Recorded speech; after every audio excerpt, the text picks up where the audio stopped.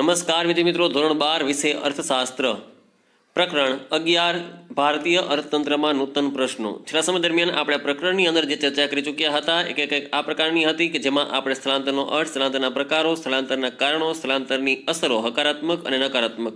આની સાથે આપણે શહેરીકરણનો અર્થ, શહેરીકરણના જે છે એ એકંદરે ભારત જેવા દેશમાં શા માટે શહેરીકરણ થઈ રહ્યું છે, સાથે જ ક્યાંક ને ક્યાંક શહેરીકરણને કારણે આજે દેશમાં હકારાત્મક અને નકારાત્મક અસરો જે ઉદ્ભવી છે, તો શહેરીકરણથી આ નકારાત્મક અસરો જે હકારાત્મક અસર કરતાં વધારે છે એને અટકાવવા માટે શું કરી શકાય, તો એ માટે સરકાર તરફથી થતા પ્રયાસો અથવા તો કયા પ્રકારના પ્રયાસો હાથ ધરી શકાય, એટલે કે એના આપણે ઉપાયોની પણ સૂચનાઓ માહિતી મેળવી ચૂક્યા હતા. હવે પ્રકરણનો ત્રીજો ભાગ એટલે કે આંતરમાળખાકીય સેવાઓ, ઇન્ફ્રાસ્ટ્રક્ચરલ સર્વિસીસ છે. આ એક પ્રકારની જે દેશના વિકાસ માટે ખૂબ જ કહી શકાય, દેશના વિકાસની આ કરોડરજ્જુ હોય છે. જે દેશની અંદર એકંદરે આંતરમાળખાકીય સેવાઓનો વ્યાપ વધુ હોય છે એવા રાષ્ટ્રોની અંદર એકંદરે વિકાસ ઝડપથી વધુ થતો હોય છે, દેશ વિકસિત બનવા માટે અગ્રેસર થતો હોય છે. તો હવે આપણને ખ્યાલ છે કે આંતરમાળખાકીય સેવાઓ વારંવાર આપણે શબ્દ વાપરે છે. રોડ, રસ્તા, પરિવહન, સદસ્ય વ્યવહાર, ગેસ, વીમો, બેંક, વીજળી, ડ્રેનેજ, શૌચાલય, એટલે અનેક પ્રકારની સુવિધાઓ છે જે દેશમાં નિર્માણ પામી રહી છે. એ બધી આંતરમાળખાકીય સેવાઓ તરીકે ઓળખી શકાય. પહેલી સેવાની આપણે વાત કરીએ તો એમાં શિક્ષણની વાત કરીએ. શિક્ષણ એટલે કે અધ્યયન અને અધ્યાપનની પ્રક્રિયા, આમ તો કહેવાય કે શીખવું અને શીખવવાની પ્રક્રિયા એટલે શિક્ષણ. હવે શિક્ષણ આમ તો આપણે જે છે સ્વાભાવિક છે કે નાનપણથી આપણે જે છે એ અભ્યાસ શીખવાની પ્રક્રિયા શરૂ કરી ત્યારથી લઈને અત્યાર સુધી આપણે વર્તમાન સમય સુધી ધોરણ 12 સુધી આપણે અભ્યાસ કરી રહ્યા છીએ. એટલે શિક્ષણમાં બે પ્રક્રિયા હોય છે, એક શીખનાર હોય છે અને બીજો શીખવનાર હોય છે. એટલે શીખવું અને શીખવાની પ્રક્રિયા એટલે શિક્ષણ. તો મિત્રો, માત્ર શાળા એ જ શિક્ષણ નથી, પણ આપણે જે બાહ્ય જગ્યાએથી જે અનુભવો થઈ રહ્યા છે એ પણ શિક્ષણનો ક્યાંક ને ક્યાંક ભાગ છે. માનવ મૂડીરોકાણ એટલે કે માનવીમાં રહેલી શારીરિક અને માનસિક શક્તિઓના વિકાસ માટે જે મૂડીરોકાણ કરવામાં આવે તે, અર્થાત આને આપણે હ્યુમન ઇન્વેસ્ટમેન્ટ કહીએ છીએ. જે સરકાર તરફથી શાળાઓ અથવા તો જે છે શાળા માટેના જે છે એ રોકાણ કરવામાં આવે છે, કે એના માટે જે છે એ એકંદરે નાણાકીય જોગવાઈઓ કરવામાં આવે છે બજેટની અંદર. એ એક પ્રકારનું માનવ મૂડીરોકાણ છે જેનાથી વ્યક્તિની શારીરિક અને માનસિક ક્ષમતાઓમાં ઉમેરો થાય છે. આમ કેળવણી એટલે કે શિક્ષણનો પર્યાય છે. કેળવણી, શિક્ષણ, તાલીમ, સંશોધન વગેરે સેવાઓ માટે કરેલું સરકાર તરફથી મૂડીરોકાણને આપણે માનવ મૂડીરોકાણ કહીએ છીએ. પ્રોફેસર માર્શલે એના વિશે બહુ સરસ વાત કરી છે કે પ્રત્યેક પેઢી તેમના પુરોગામી એટલે કે પહેલાની પેઢી પાસેથી વિચારોને વારસામાં મેળવે છે. એ ખરો વારસો છે. પછી તે જ વારસો પોતાની આવનારી પેઢીને આપે છે. એ એમાં કંઈક શીખે છે તો ઉમેરો કરે છે. એટલે વારસો છે એ સતત ચાલતી પ્રક્રિયા છે.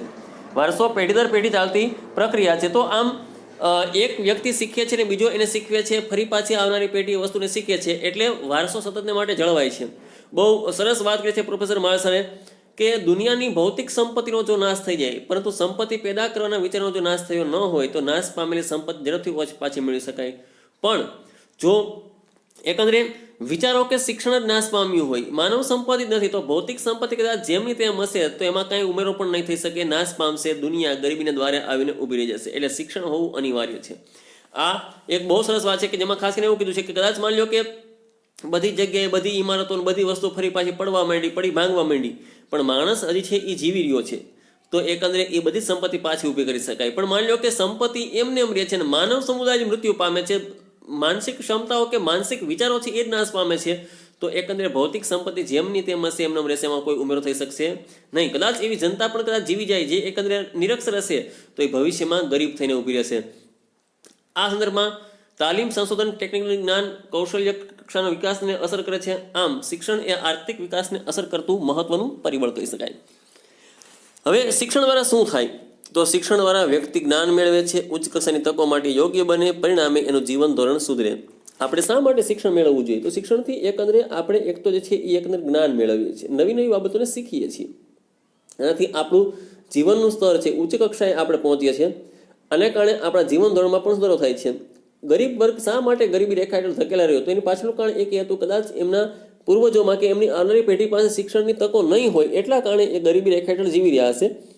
પણ જો શિક્ષણ પ્રાપ્ત થાય, સારો અભ્યાસ થાય, સારી નોકરીની તકો પ્રાપ્ત થાય, તો અંતે એકંદરે એના જીવન ધોરણમાં સુધારો થતો હોય છે. એટલે આપણે અભ્યાસ કરવો અનિવાર્ય છે. શિક્ષણ વ્યક્તિમાં વિચારોના આદાન પ્રદાનની શક્તિ અને એક નવો આત્મવિશ્વાસ ઉત્પન્ન કરે છે. ખાસ કરીને આદાન પ્રદાનની પ્રક્રિયા ક્યારે થઈ શકે, આજે હું તમને આ મુદ્દા ઉપર માહિતી આપી રહ્યો છું, તો એની પાછળનું કારણ એક એ છે કે જે હું સમજાવું છું એ મને પણ એનો ખ્યાલ છે, અને શું તમે સમજવાના છો એ તમને પણ ખ્યાલ છે. એટલે અહીં પરસ્પર આપણા અને તમારા અને મારા વિચારોનું આદાન પ્રદાન થઈ શકે છે, પણ એકંદરે સાવ નિરક્ષર વ્યક્તિ છે, અભણ વ્યક્તિ છે, એને હું આ પ્રકારની માહિતી આપીશ તો એને એકંદરે એટલું બધું સરળ રહેશે નહીં. દાખલા તરીકે તમે સ્ટેટિસ્ટિક હોય, એકાઉન્ટ હોય, ભૂતકાળમાં તમે ગણિત ભણી ગયા છો, વિજ્ઞાન ભણી ગયા છો, એ બધું તમે ક્યારે અભ્યાસ કરી શકો? તમને એના વિશેનું થોડું ઘણું નોલેજ હોય ત્યારે. તો આપણને એ પાયાથી એકંદરે એવા પ્રકારના શિક્ષણ આપવામાં આવ્યું, એટલે શિક્ષક અને વિદ્યાર્થી વચ્ચે વિચારોની આદાન પ્રદાનની ક્ષમતાઓ વધે છે. આનાથી નવો આત્મવિશ્વાસ ઊભો થાય, નવી આપણે જે છે એ તરફ શીખવા માટે આગળ વધીએ છીએ. શિક્ષણ દ્વારા વ્યક્તિ પોતાને લાભદાયી હોય એવા પ્રકારના નિર્ણય લઈ શકે, જેના દ્વારા તે જીવનને જીવવાની સાનુકૂળ પરિસ્થિતિનું નિર્માણ પણ કરી શકે છે. એક તો પોતાને અનુકૂળ હોય એવા પ્રકારના નિર્ણય લઈ શકે છે. શિક્ષિત વ્યક્તિની સરખામણીમાં નિરક્ષર વ્યક્તિ એટલી માત્રામાં ઝડપથી નિર્ણય લઈ શકતી નથી. જેટલા નિર્ણયો શિક્ષિત વ્યક્તિઓ લેતા હોય છે એટલા કદાચ નિરક્ષર કે અભણ વ્યક્તિની અંદર એવા પ્રકારના નિર્ણય લેવાની ક્ષમતાઓ હોતી નથી. એને વારંવાર પોતે નિર્ણય લેવા હોય તો અન્ય કોઈ વ્યક્તિને પૂછવું પડતું હોય છે. એટલે જીવન જીવવાની અનુકૂળ સાનુકૂળ પરિસ્થિતિનું નિર્માણ કરવા માટે શિક્ષણ ક્યાંક ને ક્યાંક આપણને ઉપયોગી બને છે. શિક્ષણ દ્વારા સમાજના વિવિધ ક્ષેત્રમાં મળતી વિકાસની અને વિવિધ તકોનો ઉપયોગ કરવા માટે આપણે સક્ષમ બનીએ છીએ. આપણને ખ્યાલ છે કે અનામતનો લાભ ક્યારે મળી શકે? ધોરણ 10 અને ધોરણ 12 બોર્ડની પરીક્ષા પાસ કરવા માટે આપણે કયા પ્રકારની પ્રક્રિયામાંથી પસાર થવું પડે? લિવિંગ સર્ટિફિકેટ શું છે? અથવા તો અનેક પ્રકારની સરકારની જે યોજનાઓ હોય છે એનો આપણે લાભ કઈ રીતે મેળવી શકીએ? સરકાર છે તો સરકાર શા માટે છે? એના માટે લોકસભા શું છે, રાજ્યસભા શું છે? આવા અનેક પ્રકારની બાબતો છે, જે બાબતોની માહિતી એકંદર નિરક્ષર પાસે બહુ ઓછી હોય છે. શિક્ષિત વ્યક્તિ પાસે આ બધી માહિતીઓ વધારે હોય છે. તો વિવિધ તકોનો ઉપયોગ કરવા માટે આપણે એનાથી શિક્ષણથી આગળ વધી શકીએ છીએ. કારખાનામાં શ્રમિકોની ઉત્પાદકતા વધારી શકાય છે. આ વાસ્તવિકતા ધીમે ધીમે આવી રહી છે કે હવે પણ કારખાનાના જે છે એ માલિકો પણ જ્યારે મજૂરોને કામે રાખે ત્યારે એકંદરે એનો અભ્યાસ છે એ નક્કી કરવામાં આવી રહ્યો છે. થોડો ઘણો અભ્યાસ હશે તો એકંદરે એનાથી શ્રમિકને કામ મળવાની ક્ષમતાઓ કે શક્યતાઓ વધી જશે. બીજું કે કારખાનાનો શ્રમિક છે એને શિક્ષણ હોય તો એને એટલી બધી તાલીમ આપવી પડતી નથી. ઓછી તાલીમમાં એ વધુ શીખી શકે છે અને શ્રમિકોની ઉત્પાદકતા વધે છે. ટેકનોલોજીનું અંગેનું જ્ઞાન આપીને નાણાકીય સહાય અંગેની માહિતી દ્વારા બજારની પદ્ધતિઓ ઉપયોગ કરી ખેડૂતો ઉત્પાદકતા વધારી શકાય છે. વર્તમાન સમયના આપણા ખેડૂતો ઇન્ટરનેટ ટેકનોલોજીના માધ્યમથી યુટ્યુબ કે અનેક પ્રકારના જે છે એ એકંદરે કૃષિ ઇન્ફોર્મેશન જેને કહી શકાય એ માહિતીઓ ઇન્ટરનેટ માધ્યમથી મેળવી રહ્યા છે. એનાથી એકંદરે બજાર ભાવથી પણ માહિતગાર થઈ રહ્યા છે. રોજ છાપામાં નવા છે એ એકંદરે બજારના ભાવ પાકને આપવામાં આવતા હોય. એટલે સરકાર તરફથી જે છે એ દર વર્ષે છે એકંદરે જે 6,000ની સહાય આપવામાં આવતી હોય, 2,000ના હપ્તા આપવામાં આવતા હોય, એટલે નાણાકીય સહાયો ખેડૂતોને મળી રહી છે. આ બધી સહાય ક્યારે મેળવી શકાય, ક્યાંથી મેળવી શકાય, ગ્રામ પંચાયતમાંથી શું એનું ફોર્મ ભરવું પડે? વર્તમાન સમયમાં આપણે 8મા પ્રકરણમાં શીખી જાય કે ભૂમિ પરીક્ષણ, સોઇલ ટેસ્ટિંગ, ખેડૂત પોતાના જમીનની અમુક પ્રકારની ટેસ્ટ કરી રહ્યો છે. એ ટેસ્ટ કરીને પોતે એ એકંદરે પોતાના ખેતરમાં નાઇટ્રોજન, ફોસ્ફરસ કે પોટાશની જરૂરિયાત કેટલી, કયો પાક વધુ લઈ શકાય, આ બધી માહિતી ક્યારે આપણને ખ્યાલ આવે છે કે જ્યારે આપણે એકંદરે ક્યાંક ને ક્યાંક શીખતા હોય ત્યારે આ બધી માહિતીઓ આપણને ખ્યાલ આવે. એક તો સામાજિક સક્રિયતા વધારવા માટે પણ શિક્ષણ ઉપયોગી બન્યું છે.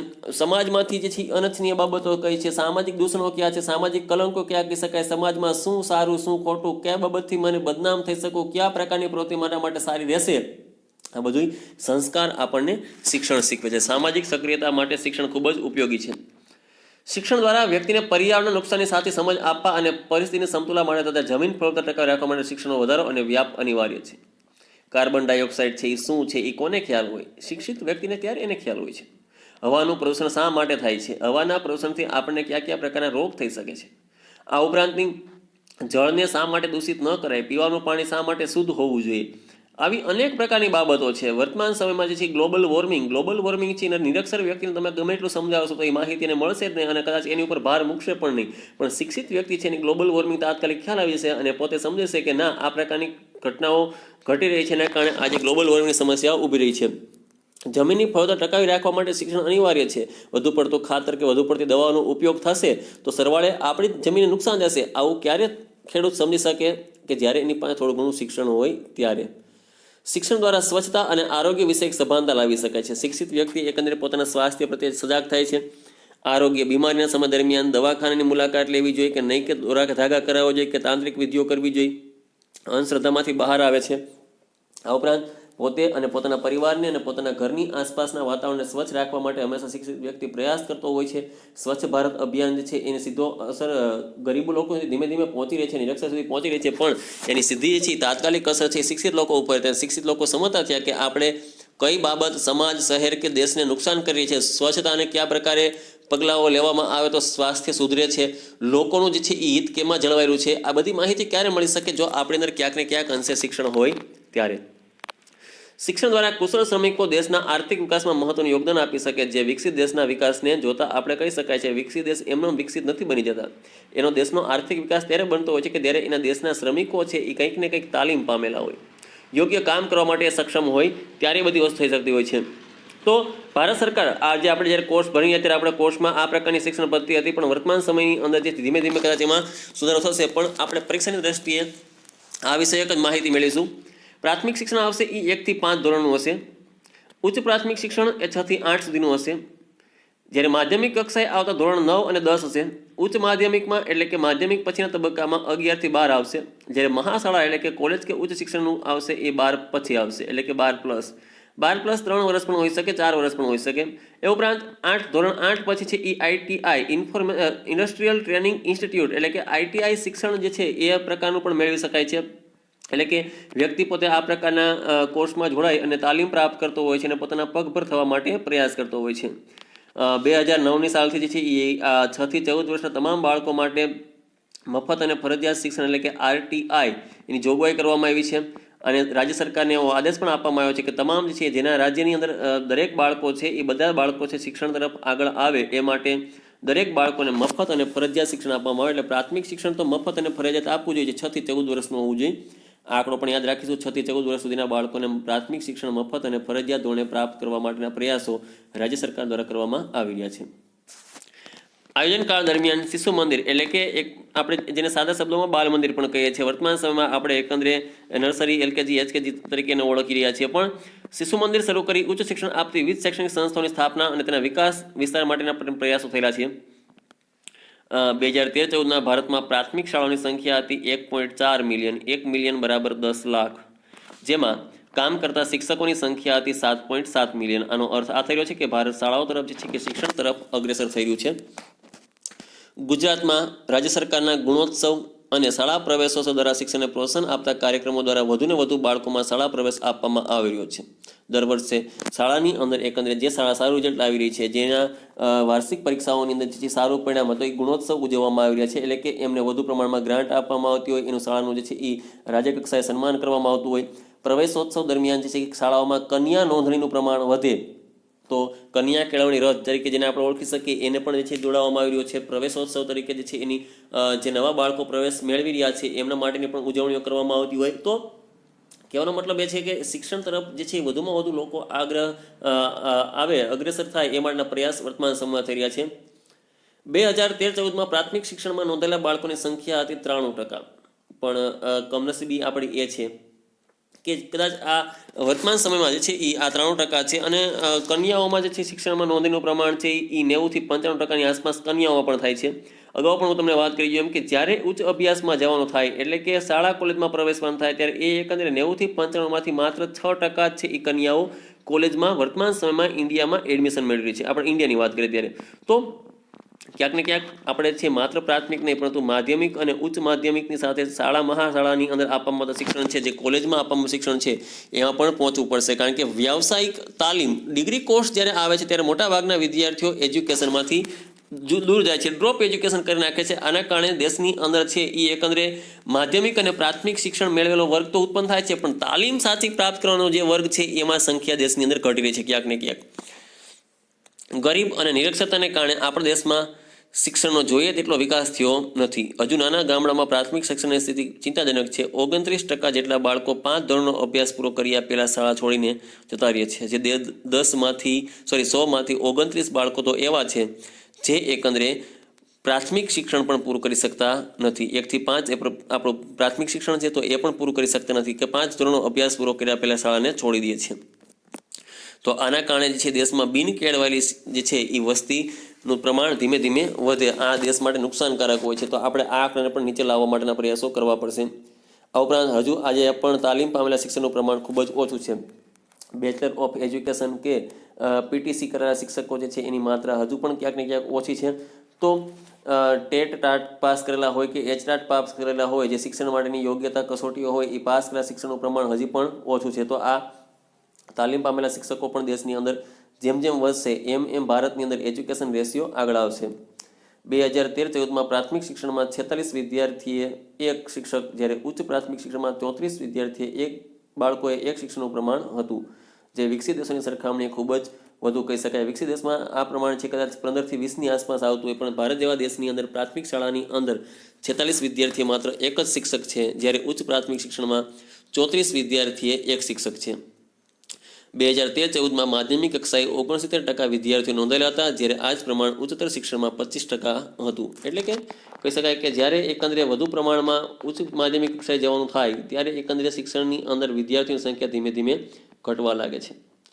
સાક્ષરતાનું પ્રમાણ જોઈએ તો આપણે માત્ર એક આંકડો યાદ રાખશું 2011નો. ભારતમાં છે એ એજ્યુકેશન રેશિયો હતો 74.4%, ગુજરાતમાં એને થોડુંક વધારે છે 79.31%. તો આંકડાઓ પરથી આપણે છે એ પરસ્પર સાદો સ્તંભ આલેખ પણ બનાવી 5-5નો સ્તંભ આલેખ પણ બનાવી શકીએ છીએ. મિત્રો, આજે આપણે અભ્યાસ કર્યો છે શિક્ષણનો. હવે પ્રશ્ન એવો બનાવો છે કે શિક્ષણનો અર્થ અને તેનું મહત્વ જણાવો.